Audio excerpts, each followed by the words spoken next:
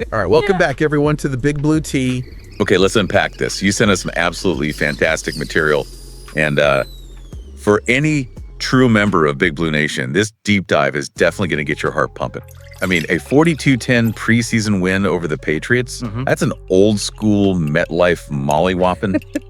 A statement win. That really is. And a sparkling 3-0 preseason record. The excitement around our New York Giants is just...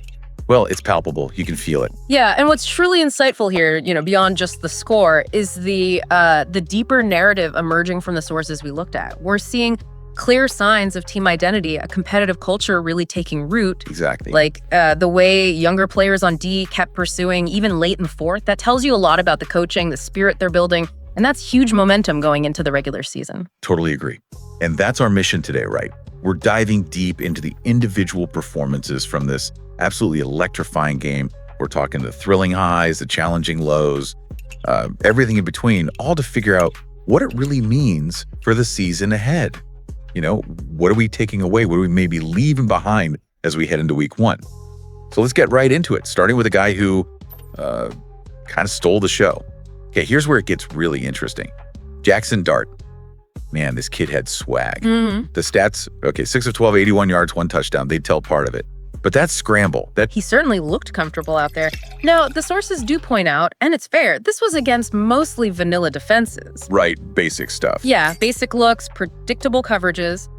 But even so, Dart showed this really remarkable ability to process quickly and just execute. Eat him like ice cream, He's checking every box they give him, demonstrating command. That's undeniably encouraging, especially considering what they're asking him to do. Absolutely, couldn't agree more. Yeah. But here's where my heart kind of skipped a beat, and I know yours did too. Dart's brilliance, awesome. But it came with that big caveat, that brutal hit he took. Oof, yeah. That moment, it just highlights our next big area of focus, doesn't it? Yeah. From my perspective, he's got to learn to slide. This ain't the Hunger Games, baby. We need you healthy. I totally get that reaction, that gut feeling. Seeing your potential QB take a blindside hit like that is, it's terrifying. Analytically speaking, though, the source material, it focuses less on his sliding technique right there and more on the specific breakdowns in pass protection that led to it. And that's where the real concern is for week one, Which brings us, unfortunately, to the elephant in the room. Right. And for any Giants fan listening, this next part, it's a tough pill to swallow. Neal's performance. Let's just keep it real. Yeah. The sources were blunt, calling him a walking, talking liability. Said he got served like brunch out there. Just consistently giving up multiple pressures that got Dart absolutely smacked. It was rough to watch. Can you even believe the broadcast showed a low-light reel? Yeah. In preseason. That tells you everything. Yeah, that's unusual. And if we connect this to the bigger picture, consistent pass pro, it's paramount for any QB, but especially when developing like Dart. These struggles we saw, they aren't isolated, right? They ripple through the whole offense, messing up timing, play development. Now, while the sources rightly blast Neal's struggles, it's maybe worth remembering. Preseason, guys are trying new things, maybe new spots. There's a learning curve. So that comparison to Isaiah Wilson 2.0, maybe a bit premature. Understandable fan frustration for sure, but maybe premature in context. Are these systemic issues or breakdowns you can coach out? That's the key. Okay, fair point on premature, but man, the frustration is real, and the sources, they did not hold back. One quote literally said, "If you told me we could save $250 cutting him today, I'd help him pack." That's extreme, but it captures how people feel. Wow. And there was that observation too, that there are cats on this roster with more versatility and better footwork than what Neal showed. Yeah. So given the team's investment, what does that bigger picture really demand here? Can we seriously expect a quick turnaround, or is this hinting at something more fundamental we got to brace for? And that's the million-dollar question for the coaches, isn't it? The sources suggest the demand isn't just improvement, it's consistent improvement. Reliable protection, week in, week out. Yeah. Now, can you flip a switch on fundamental footwork overnight? Probably not. But the expectation is definitely for tangible steps forward, like right now. Yeah. If these struggles bleed into the regular season, then it signals a deeper structural problem. And that could force some major adjustments, maybe even impacting the long-term plan for the O-line. Okay, yeah, the O-line struggles are glaring. But a QB also needs guys he can trust to catch the ball. So let's shift focus. Let's talk receivers, starting with Jalin Hyatt. Next up in the teapot. we were all ready to crown him, weren't we? The deep threat. And then the drops. Yeah, 2 big drops against backups. And right in his wheelhouse, Yeah. passes he has to make. It's just frustrating. Because look, all you do is go deep and catch IT. No, got to give him credit. He did bounce back later, got that touchdown from Jameis Winston. That was good to see. But still, those early drops, they stick with you. It really raises an important question, doesn't it? If your one trick, your main thing, is being fast and stretching the field, you just cannot fumble the baton when the ball comes your way. Can't do it. The margin for error for guys fighting for a roster spot, especially at receiver, it's razor thin. And the sources mentioned Beau Collins, right? Competing for that WR4 spot. He is absolutely breathing down Hyatt's neck. Right. And speaking of Beau Collins, he had a tough night too, unfortunately. 0 for 4 on targets, couple of drops himself. After climbing pretty steadily through camp, this game definitely saw his stock take a little dip, which stings, when you're right there fighting for that job. Okay, enough doom and gloom. Let's talk positive vibes. Let's talk about the guys who make you excited about our depth. First up, Marcus Mbow. Okay. Bro looks solid this week. Left tackle. Really bounced back strong from that Jets game, held his own. And you know what? They didn't say his name once on the broadcast. That's a sign. That's how you know a tackle's doing his job. He's quiet. He's effective. He is definitely trending up big time. Yeah, and the sources really highlight him as showing promise, like real promise as a swing tackle. That kind of versatile depth, invaluable. It lets you keep your schemes consistent, even with injuries, which is just critical for the QB, for the run game, everything. His development's definitely one to watch. And hey, don't forget about Trace Ford. Yeah. 2 straight strong showings from him. He is making a real case. Maybe sneaks onto the 53 as the final EDGE guy. Or at the very least, earns that practice squad spot. He's been making plays. And then there's Elijah Chatman at fullback. Okay, now that's a project I like. Interesting. You see him cracking skulls one play, maybe, whiffing the next. He's raw. But if he gets actual reps, could become a weapon. Our tight ends aren't always doing that dirty work, so Chatman offers something different. All right, let's get to it. Time for the tight end tee-off. We got a direct competition brewing here. Greg Dulcich versus Thomas Fidone. Dulcich, man, he's been on a tear. 2 TDs in 2 weeks now.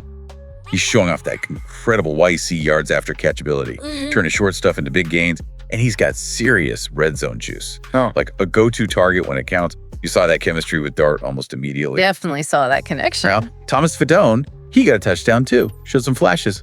But for me, right now, I got to keep Dulcich. He brings so much dynamism. Seriously, a player like that with that skill set, he could get snatched up by another team like a Fashion Nova restock if we let him go.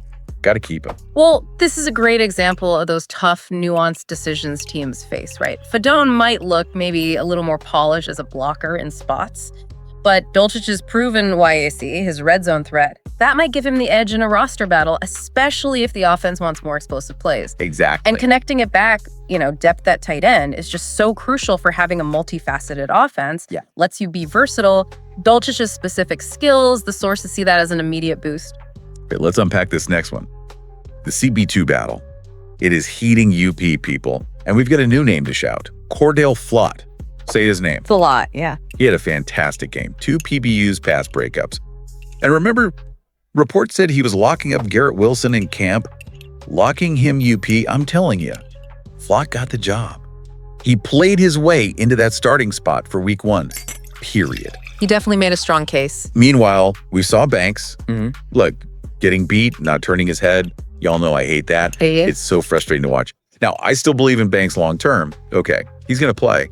But Flott, he deserves the start against Washington. He earned it. Well, it certainly raises that important question. Who gives you the most reliability for week 1? Long-term potential is one thing, but you need consistent, disciplined play right now in the secondary. And Flott's recent performances, they really suggest he might be the more dependable option today for those specific assignments, preventing those big plays early on. Exactly. Okay, let's talk bubble, guys. Some tough calls coming, starting with Deonte Turbo Miller. Look, we love the story. We really do, but let's pour some cold tea on Turbo here. Okay. He's just not better than Singletary, Skidabo, or Tracer. The sources flagged concerns, the special teams fumble, no real pass blocking shown, and honestly, not enough consistent rushing juice. Practice squad feels like a ceiling, unfortunately. That's just keeping it real. Tough business. Moving to the return game. Look, I love Gunner's name. I love his hustle. But Ihmir Smith-Marsette, is better, period. He even got a wildcat snap, like a thank you from last year, showed that versatility. We need dynamic returners, not just shifty guys running curls. ISM brings that juice, that big play threat. And finally, a bittersweet one. Tommy DeVito's likely farewell tour. Man, the dude balled out. Absolutely balled. He really did. 17 to 20, 3 touchdowns. Wherever he lands next, he earned his NFL strikes with that game. And I'm not kidding. I will buy a DeVito jersey to support him if this is the last dance with our G-men. He earned that respect. And what's really fascinating here, just watching all this, is how many players are making these final, really compelling cases right before the cuts hit.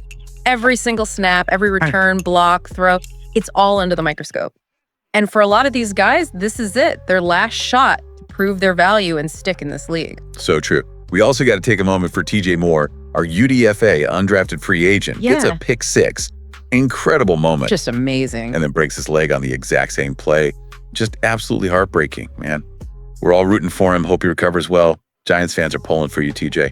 Seriously. Yeah, tough break. Hope he heals up fast. All right, Big Blue family, you feel it. The roster cut storm is brewing. We've seen the highs, the lows, the fierce competition.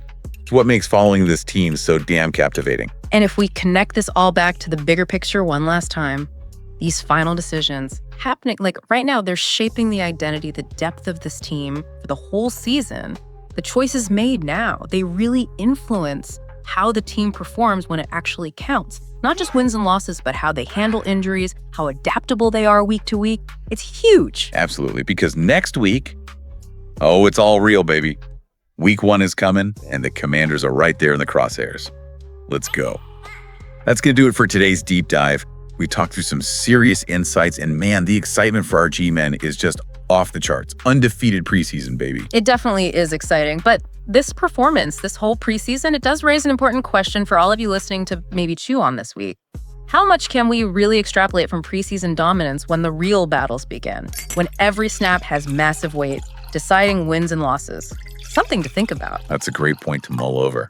All right, everyone, stay tuned, sip slow, and always keep it big, keep it blue, and keep sipping that tea. Yeah. Let's go GMEN. All right, well, I think that just about wraps things up for this deep dive. Yeah, seems like a good place to pause. Just wanted to say a massive thank you for tuning in to Big Blue Tea.